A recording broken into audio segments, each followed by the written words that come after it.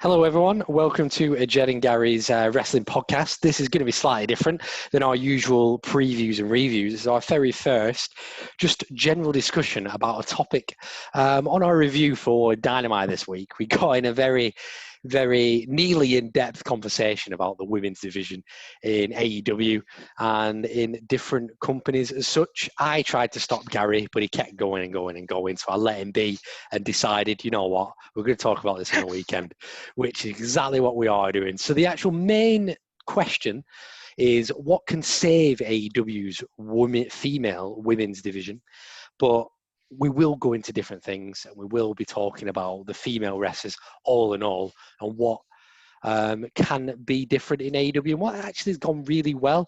The only thing I want to start off with is it is a company that is under a year in existence still. So yes, having one division in the company that's not fully perfect is still a great feat.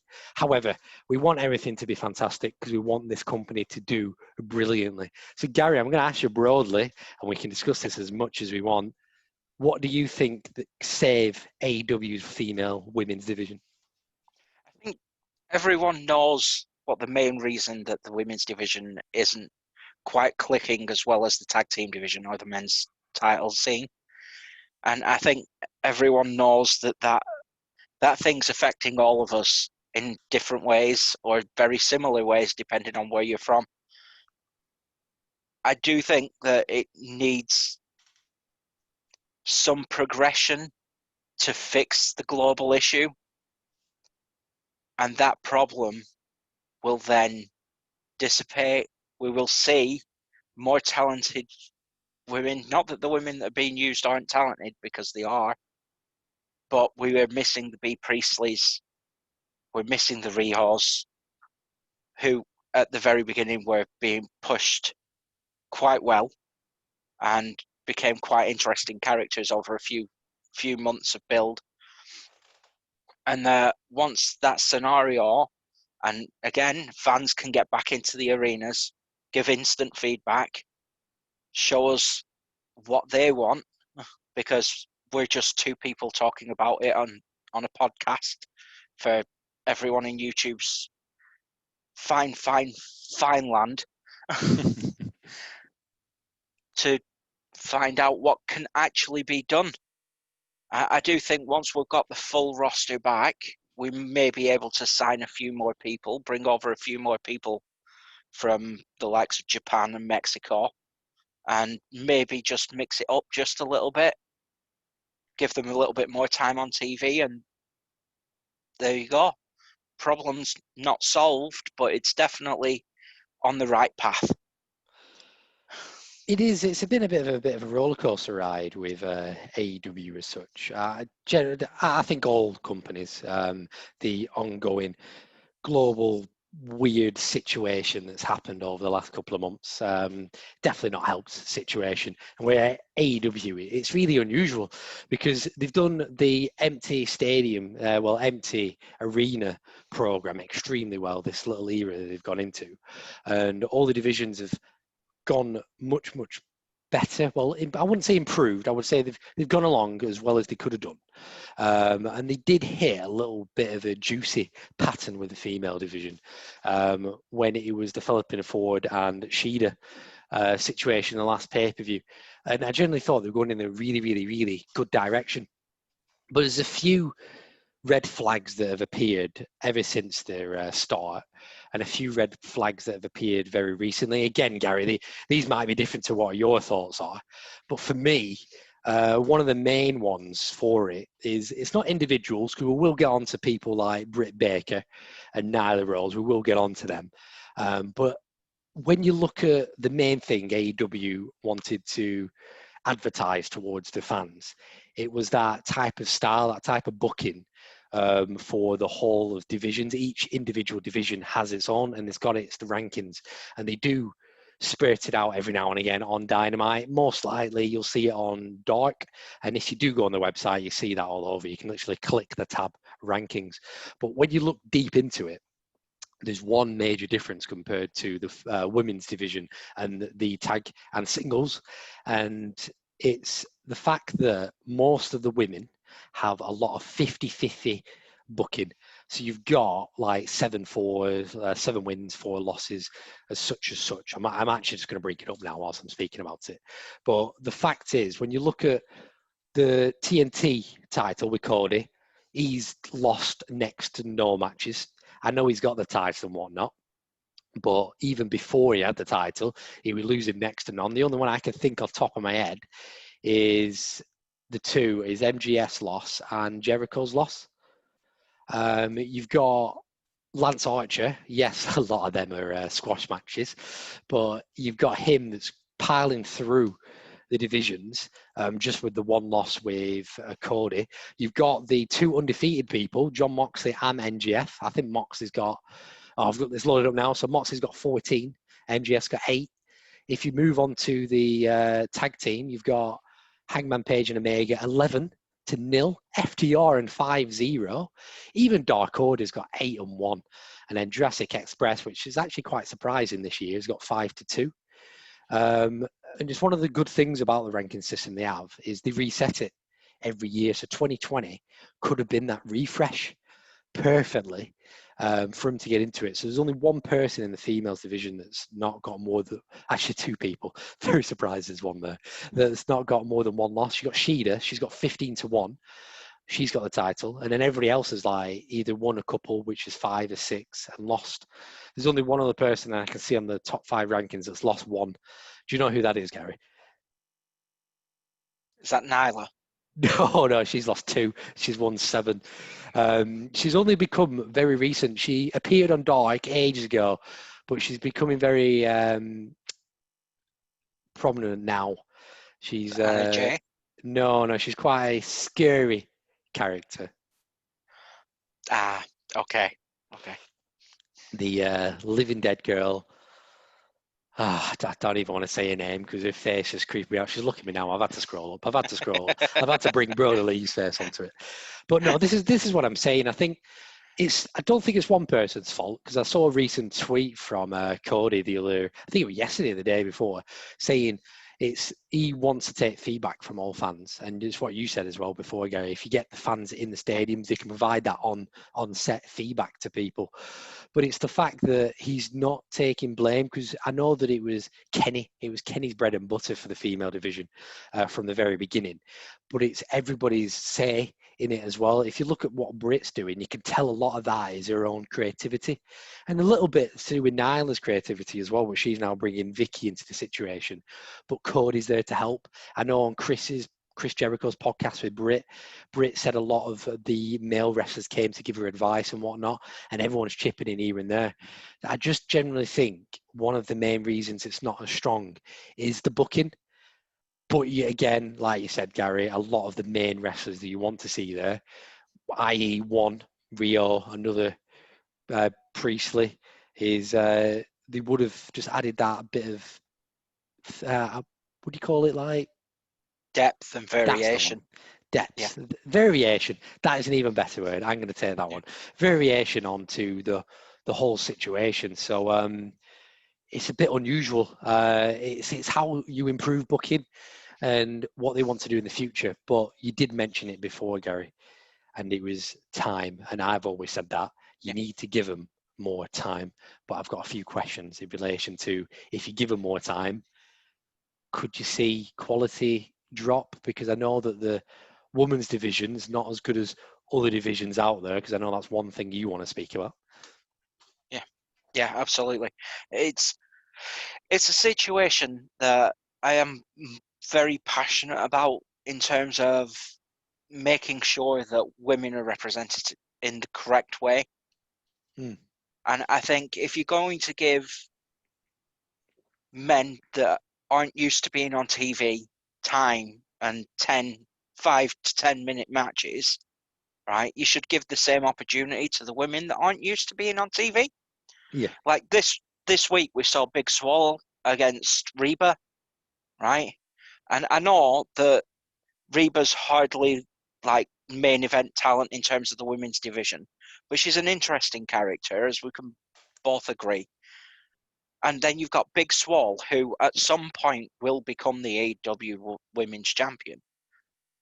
and you gave them 2.5 minutes worth of a match. I know that there was a story behind that, and the story revolved around someone that we're going to come to talk about. But at the end of the day, 2.5 minutes isn't going to help either person in that scenario get better. I totally agree. And I think with that situation, what annoyed me the most when we discussed it previously was the fact that it wasn't even a proper squash match, because Big Swole was on the mat for a good half of the match, whilst Reba were running around like thinking, should I do a top rope maneuver? And then went on the bottom rope and then got absolutely hit in the face. But it's the way it was portrayed. I like the idea. I really, really did enjoy it. And me and you did guess it, that Britt was going to pick Reba to be that person that Big Swole face. I like that story. I really enjoy it. It's typical wrestling stories, that, and it's good entertainment.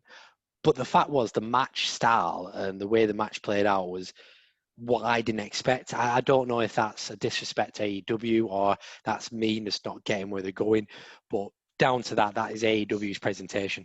So if I don't understand it, that they're at fault because they haven't presented it in the right way as such. So it's the way they do the decisions. And this is where I come into recent champions. So if you look at the whole of the TNT champion, tag team championships, and the AEW championship, all male. So they have three different championships they can all aim for. Yes, you can say one was added later on because what Cody's got with the TNT. And then the females have only got one thing to aim for. We'll discuss the tag team tournament eventually, but it's not that important because it's not a title. It's just a little trophy like MJF's ring. But you can't carry a trophy around and hit someone over the head. But that's an interesting prospect for the future. But with the females division, because they've only got that one title as such, you need to concentrate slowly on the title, and there's no direct stories going around it. The only one that was interesting, but it's very short phased, it was the Nyla Rose and Shida. But if you look, Britt Baker is the main story around the championships, as well, around the women's division as such. So in a way, I genuinely think they are using Britt Baker as a slight extra story for the female division, which is a good way to do it, because ever since she cut that promo with Tony on the ball, you said to me in work, Gary, you said that, yes, it wasn't the best. It was a bit car crashy-esque, but it's going somewhere. And I laughed at you saying, no, that promo was actually quite dreadful. But when I rewatched it after you said that to me, I was thinking, no, I get where Gary's coming from. There was something there. It wasn't perfect. It was way from perfect. But there's something there that it's just got a light bulb on top of Britt Baker. And look, you just look where she is now.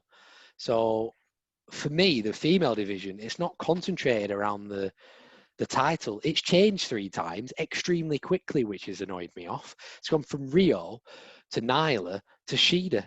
I generally thought they were going to do the story of Nyla being the monster and destroying everybody, and then someone appearing and destroying her back to win it. But no, they haven't done that. They've done quick changes, I think, for shock value. But they've done the right thing of shining Britt Baker into it, really.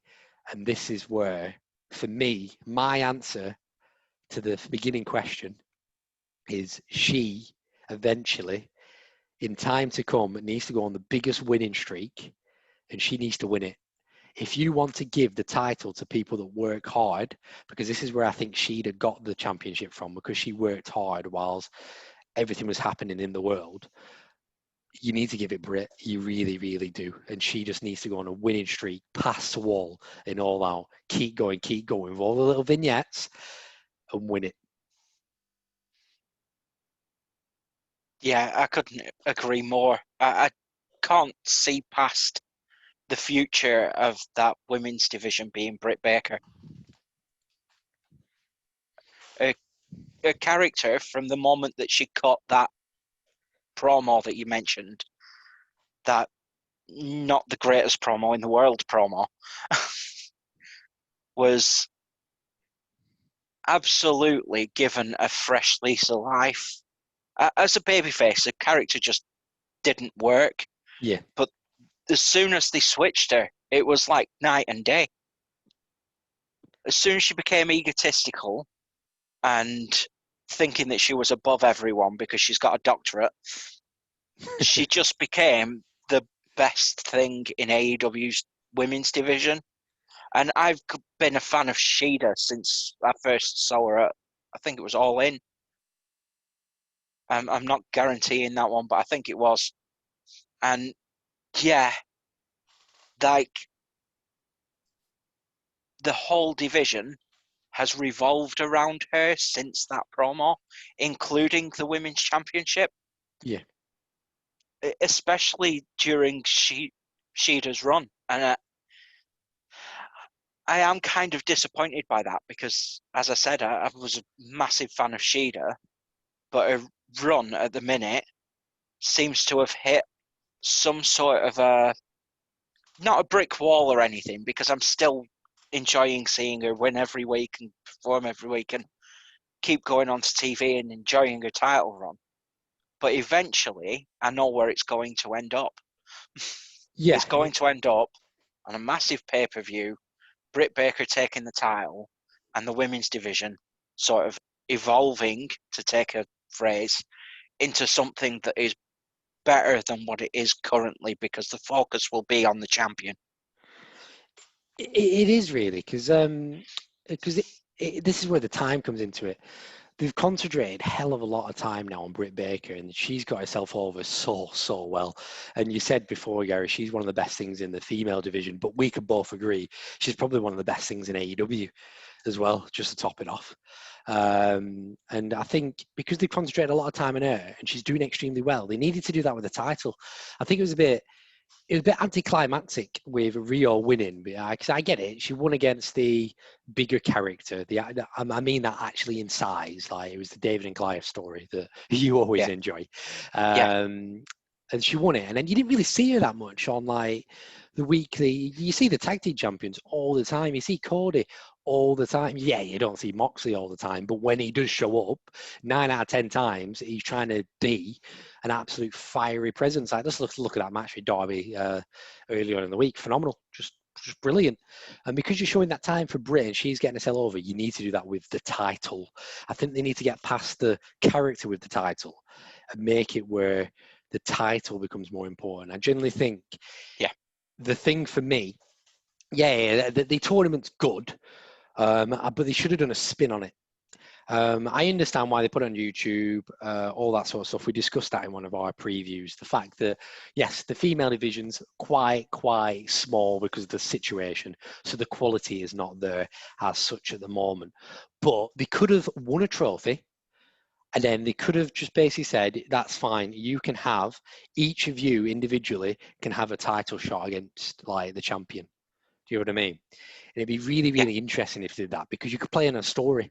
You could basically do it. So imagine this is me properly fantasy booking if this happened. I'm just going to go for the prime example, because the two household names at the moment, because they were the first women's tag team, is Ali and Brandy Rhodes. Yeah. So the Nightmare Sisters. Imagine they won the tournament. They got the trophy. Happy days. Them two have got a bit of like, friction against each other already, haven't they? So imagine they were cutting promos against each other because they now have a match each against the female, like whoever's the champion at the time. I don't know why I said female. Shida popped in my head and I said female. So Shida against Shida. So imagine Ali's like, oh yeah, Brandy, if you win it, I'm going to destroy you, sort of thing. That playing on her mind. And imagine Brandy did win it. She wouldn't at all. I don't think AEW will pull that plug ever. But imagine she did win it, and then you have that match against Ali with Brandy. Automatic. You've got like a decent little program because of their friction to do with the Nightmare Sisters. It's stuff like that they need to concentrate on. They need to concentrate on the title and what they can do to input with the title as such. And this is where it's just easy pickings. You put Britt Baker in that title scene, you give her the title, instantly you've got one against Shida, because where Britt Baker shone in the empty arena was when she got her nose busted open in that match. Phenomenal match, that. Absolutely outstanding stuff. You've got that instant literally blood feud there. Not as a family, but because she's got her nose busted open, that's what Britt Baker's going to do to Shida to get that title off her. Instant. Then you add somebody else. But the thing is, when I look at the women's division, there's not as many faces Then heels, like at the top of my head, the 4 people I always go to when someone says to me AEW's women's division is, first person is always Britt Baker. The second person is always Nyla Rose to me for some reason. I don't know why. I think it's because she's such an actual beastie presence that Yeah. she's always up there. And then I've always got Shida and Penelope Ford in a similar level. So out of them 4, there's 4 heels and 1 face. Can you name me another face except for that's on TV as often as any of them 4? Exactly. Apart from the champion, there isn't one, though. Exactly. The only person there on top of It's all them is Big Swole, but she's already on TV either. yeah, and again, I don't really know Big Swole's character, Yeah. so it's too ambiguous to say yeah, she's an out and out babyface. Yeah, she might be going after Britt Baker, right? But it doesn't mean anything. She could be tweener. She Yeah. could be a heel that wants to face another heel, because she is that level of badass, to be fair. The good She thing is could she's pull that that shade of off. grey, isn't she? So she Yeah, can literally stay on that line, which is good because I think that's one of the things I've always going to praise AEW for. They don't do them bog standard heel face matches. It's just the fact that when you've got a proper face champion, and ideally you need to give it to a heel to save the division, as what my idea would be. You need more faces to be in there so she can run rampant through them all. I think that's where the issue comes in. But we'll see. I know one of your thoughts, Gary, is comparing AEW to different sort of companies, because the yeah, monopoly of wrestling, as we both know, is a lot of the extremely good female wrestlers are WWE, and then you've got the little bright sparks in other companies as well. So I'm going to leave it to you, but yeah. for the female division, could they take inspiration off other companies? Yeah, absolutely. I think the main one at the minute, whilst I wouldn't really say, oh yeah, they should have the standard of a WWE women's division. I'm not that crazy. Despite what I said on the review, right? I did say that Britt Baker was the best and most entertaining role model. Hmm. I never said she was the best wrestler or the best sports entertainer with that catchphrase or that moniker. But what I am saying is there are people that characters in the AEW locker room can look up to in places like Impact Wrestling, who I actually think has the second best women's division out of all of pro wrestling at the minute. When you've got people like Jordan Grace, um, Kylie Ray, you've got so many different performers that if they were to make their way somehow in some sort of trade deal or negotiation between the two companies, say at the minute Impact Wrestling are really after getting the North versus FTR tag team title match going, right? Or this title feud, or just a plain old feud, given where the titles are with the Motor City Machine Guns. But they're really after getting FTR onto their TV program. Yeah. If they were to make a deal with AEW and I was Tony Khan, what I would ask for is for some of the top women's characters from Impact to be able to make an appearance on my show. And that's one of the ways that I would think about maybe possibly improving the women's division. Yeah. Because like I said, you've got like a Taya Valkyrie who's been champion in Mexico and Impact Women's Champion. You've got, well, unfortunately, you don't have Tessa Blanchard anymore, which is unfortunate. I can't But remember her first name. attitudes. Surname's Sky, if I'm thinking rightly. Oh, that was ages ago. She's in Ring of Honor. Velvet Sky, is Okay, it? there you go. Yeah, it's Yeah. just me. I Um. don't watch Impact as much as Gary Yeah. does, everyone, so apologies. So even with me right now, my mind's blanking. You've got Rosemary, who I think is the best character in female wrestling. And in all fairness, you've got that history there with her and Ali that you could play off as the bunny.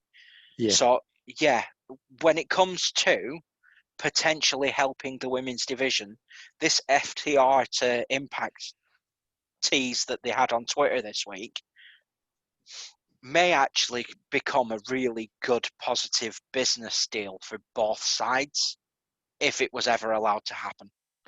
It is as well, because I think with the difference between AEW and the WWE side of it is the WWE, I used the word before and I hear it dished around many different podcast companies as well. It's a monopolization of the wrestlers in the whole world. They try and just bring them in, give them the most money even if they're not going to use them. But the fact is, AEW has that different relationships with different companies. Japan, you could add the one for Impact as well, and you could just have massive events like a massive supercard going across both companies. Imagine they did the tag team tournament, but with the AEW wrestlers versus the Impact wrestlers. How interesting would have that been? Much more interesting than the one on YouTube at the moment, because you'll get people from Impact crossing over to AEW, and obviously you get the AEW crossing over to Impact, and you get the Wrestling Kingdom, not the pay-per-view, by the way, but the Wrestling Kingdom, the people as such, going, oh, that's interesting. Two companies coming together to make it, and you just get more viewers and more stock for both. And all I can say is the more people get into wrestling, no matter what company it is, it's just positive for everybody all the way around, to be honest. And I think that's a phenomenal idea, Gary. I genuinely didn't think when I did see that news article that come through FTR were trying to like get into a match for Impact. I didn't think of like just bringing anybody else in. I was just thinking FTR would just go for like a one-off. But if you do it as a crossover, yeah, that would be great. And I think that is an absolutely smashing solution, to be honest, because it helps both. And the good thing is Impact's going through a decent run since their most recent, is it Slammiversary it was called? Yeah, it was. It was fantastic pay-per-view. It was. And I only watch the big stuff for Impact, unfortunately. I don't watch as I go along. But yeah, it's spot on. They've got on a decent, good run, and they did really good numbers for that pay-per-view as well. And if they could keep it up, AEW brings numbers to Impact. Impact, like, customers that watch it will be grateful for AEW, and they might go and watch back to AEW. And the good thing is they're on both separate nights as well. It'll only benefit. Yeah, and that's the key. If one person does well in the business, then surely the whole of the business can turn around and generate sort of momentum from that. Yeah. And that momentum can carry a company through the next like 6 months. So whatever happens, at least we know that there'd be a couple of companies that survive at the end. Like obviously WWE and their $1 billion deals and all that sort of stuff will never disappear.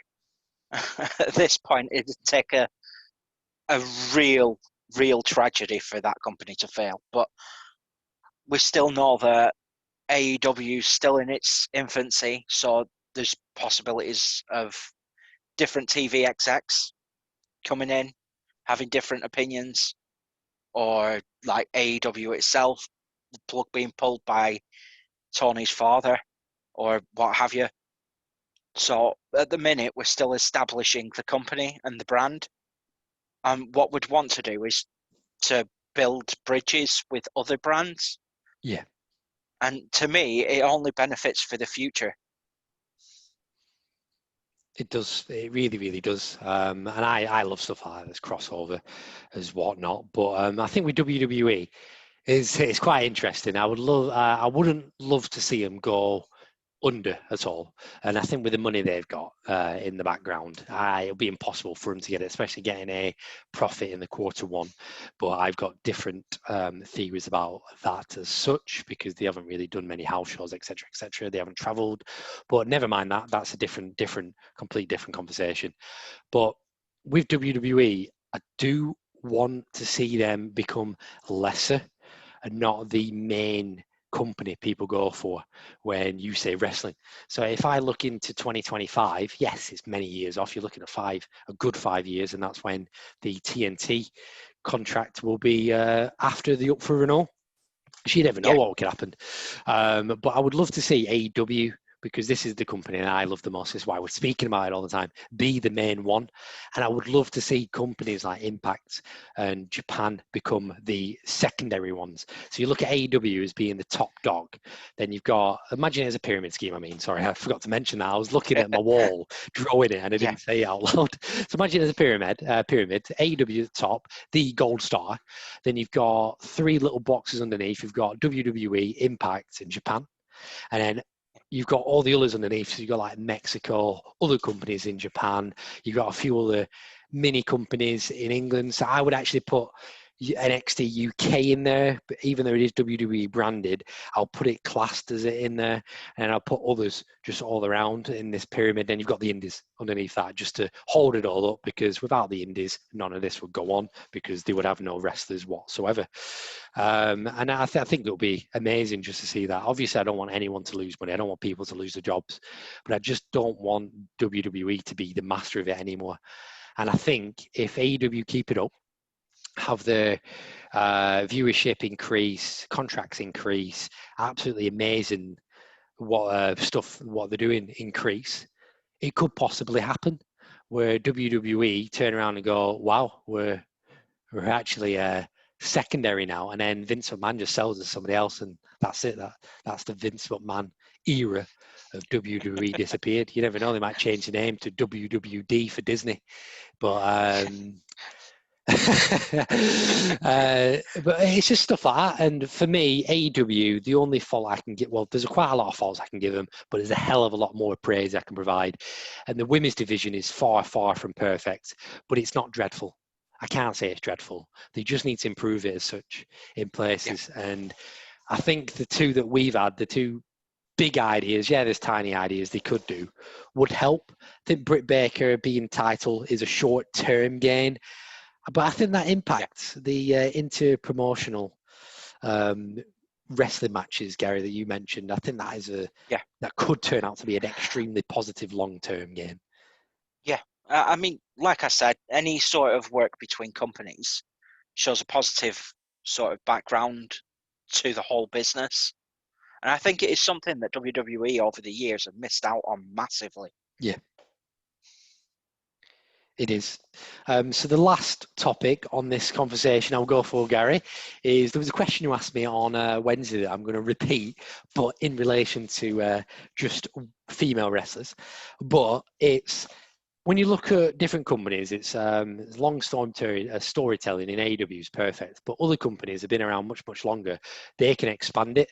So the longest woman's long-term story I can think of, top of my head at the moment, is Bayley and Sasha. So the biggest woman's story at the moment, which is going into, they've got tag team champions and they've both got a title each. Am I right? Yeah, you are. And they're going into SummerSlam. I don't think they're going to have that match against each other. It's probably looking at WrestleMania they're going to have it. Do you think the AEW should pick up storylines that WWE have done with the female wrestlers, just as a bit of inspiration, a bit of ideas? I know the WWE have taken stuff that AEW have done, cough, cough, I match, but cough, cough, trying to do it on a boat. But it's vice versa. It's a wrestling business. Everyone takes ideas off everybody. Do you think they could take stuff off WWE as such? I think it was Triple H that says, I'm pretty certain it was Triple H who said that wrestling recycles every 7 years. And basically, if you go 7 years back and you look at the storylines that were going on, so you'd be looking at something like the Nexus, and you look at last night's SmackDown, you would see there was a massive, massive sort of mirror going on between them two groups. What I would suggest is that if AEW was to take something from WWE, not that they would take the Divas section of it, they would look at the very early days of NXT's women's division and possibly learn from that. Yeah. Because that's what's led to now us having the 4 Horsewomen and having Asuka. And what more would you want? Like WWE, in terms of women, they've got an embarrassment of riches. Even in their NXT division, they've still got people like Tegan Knox, who's been fantastic even since she was on the British scene. They've got so many sort of ways of booking women differently. Like if you look at Scarlett Bordeaux and Killer Cross, or Karrion Cross, sorry, right? Their booking, absolutely fantastic, and that man has the best theme music in wrestling. End of.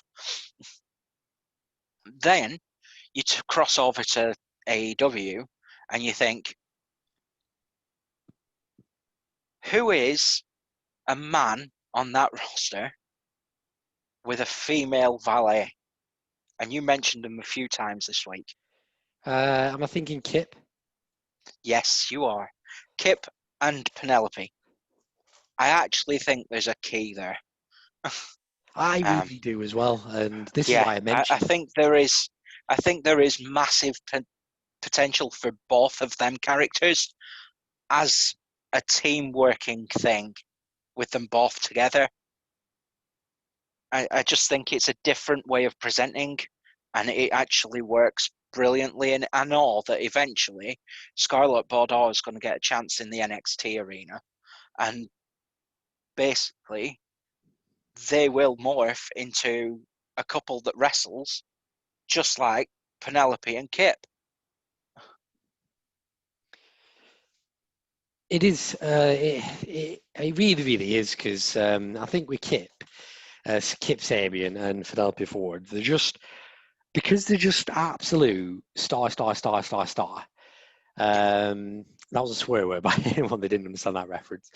They're just I want to Google how can I slap someone through the internet, like when I watch them two. Yeah, Like yeah, when either one of them wrestles and the other one's on the ring, it's just they infuriate me, but they're so goddamn entertaining, and it's just simple stuff. That is extreme indie, like esque, just stuff that they do on the side of the ring, and it's actually very very typical bog standard 101 WWE management style things. Like if anyone's yeah, a manager, that's what they do.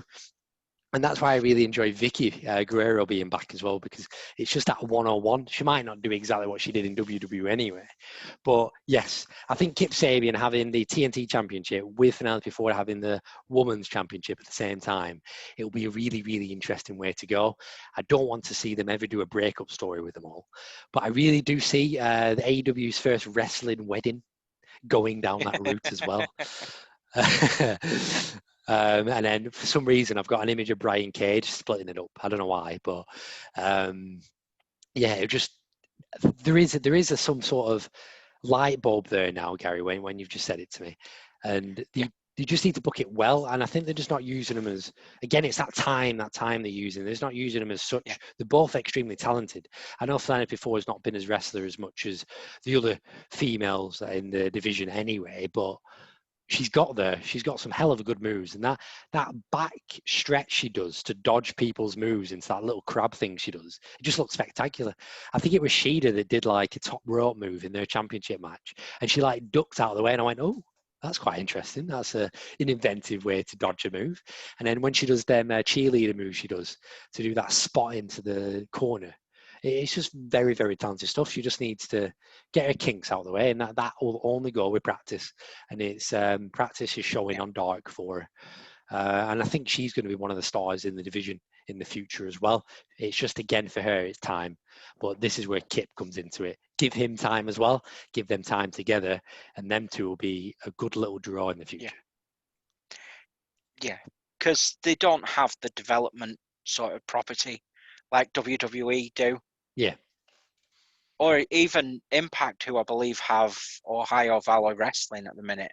I don't know if that actually expired at the end of like 2018, 19 or what have you, but for a while they did have their own development territory that they were working with. So AEW, who don't have that, they have to put people out there for us to watch. And the only way, like I said earlier, that they can do that is by giving them time in the ring, Mm. time backstage to cut promos, time to develop. Obviously, you don't want to put them on national TV when they're not ready because that could ruin their character straight away. But you do have Dark for that. And that is also another bonus to putting things like the tag team title tournament, which originally I was kind of critical of being on YouTube, because it gives more time for them to be in the ring, to be able to express a character. All of that sort of stuff gets resolved. It does. And I think as well, because you mentioned it, it's that YouTube channel. You've even got BTE as the slight like promo segments as well. And you've got, even though he's a big, well-known wrestler, you've got Matt Hardy. He does his own promos on YouTube. I know a few people do their own promos on Twitter as such. You've got that social media angle where required. But I just want to just backtrack a little bit for you, Gary, only because there's only one person, we've mentioned it many times, just an exception to that rule. I don't think she was ready to do that promo, but goddamn, she's changed herself, and that was Britt Baker. You sent her out there. To me, I looked like she wasn't ready to do it, but she fixed herself. And why? Like you said, they give her time. Yeah. It's the only way forward is to give it time. It is. You're not going to build a division ground up, and I mean literally ground up, in 12 months. Considering that the best female wrestlers in the world are at other companies under contract, it's not exactly like you can sign a Bailey or a Sasha tomorrow morning and just go, here, this is our women's division now. Yeah. The only person out there is Blanchard, Tressa Blanchard, but again, it's just big question marks there. It's hard to topic her. But for me, Gary, then, there's two last things. I know I said this before and we're still chatting. Two last things I want to ask you about. So one's a quick fire one, and second one's a quick fire one with a little bit of an explanation. So first, quick fire one. What is your favourite woman's moment since AEW started? Do not say Nightmare Collective, because I will Google how to slap someone through the internet again.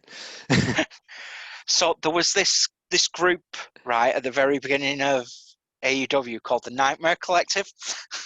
Oh no, please don't.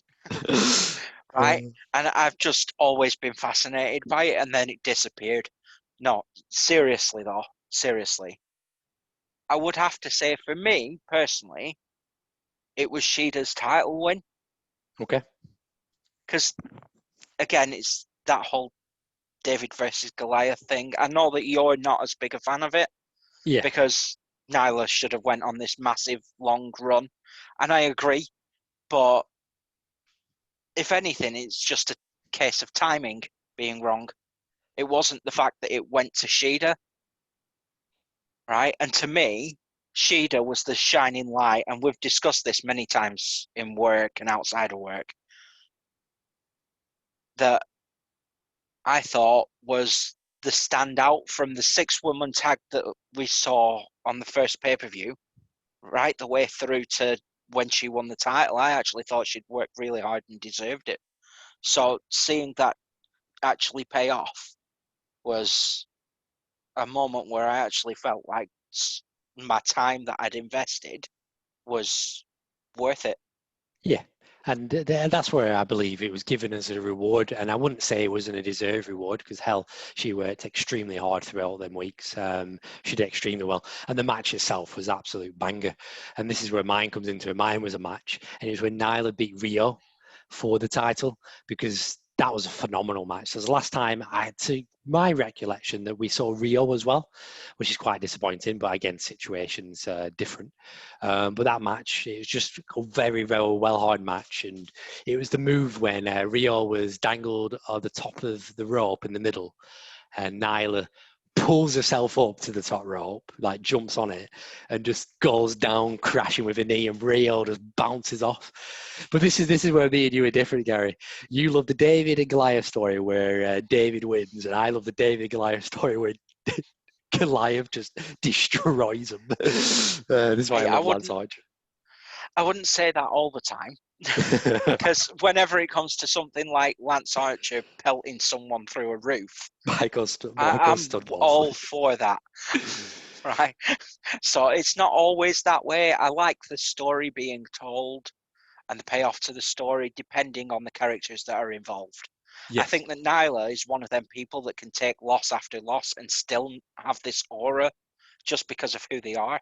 Yeah, because she can still cut a very decent promo, and she has someone else who can cut a very decent promo with her now with Vicky, and she can still, every time she's had a match, I've not been. There's only one I've been disappointed with, but we're going to wait until she's back before we speak about her. And yes, that is the alien. Chris Statlander. Yeah, that we're not going to speak about at this moment in time. She's injured. Yes, I don't think it's that much of a loss to. That's why we've not brought her up. Me and Gary both agreed to this before we spoke.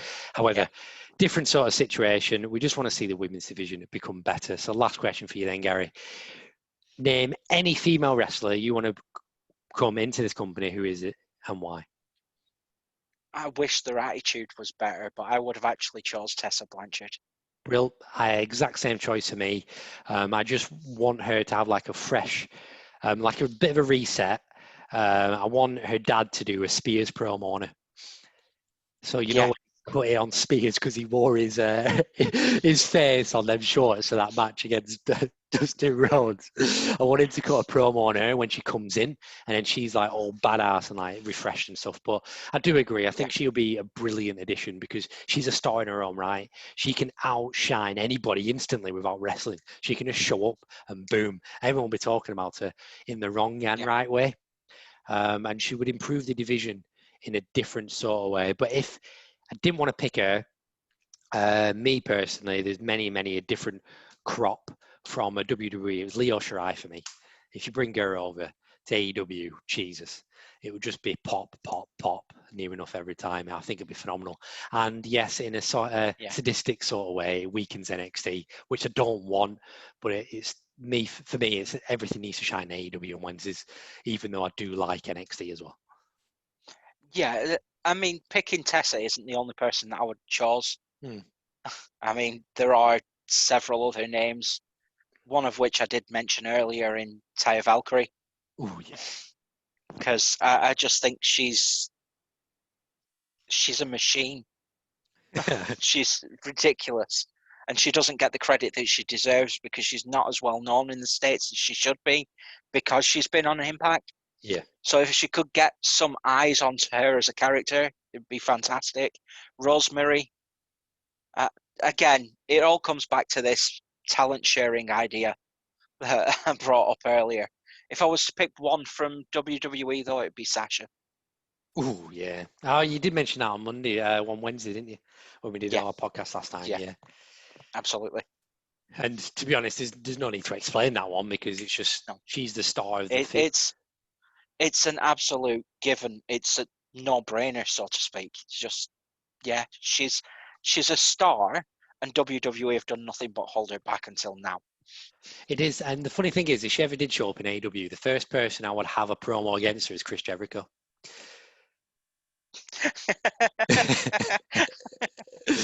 Actually, that's a bit of an outlandish prediction, but I do like it. it would just be spot on. Absolutely. I just get Eric Bischoff to do the debate for him. Happy days. So, is there anything else you want to add on to Gary before we finish it off? No, I'm happy with that. If anyone wants to give their opinions, just leave them down below. I'm sure that we can get back to you. And have a pleasant weekend or day whenever you're watching or listening to this. And like, subscribe, and turn on the notifications. You know what to do. Have a great weekend. Thank you very much. Good night. Bye-bye.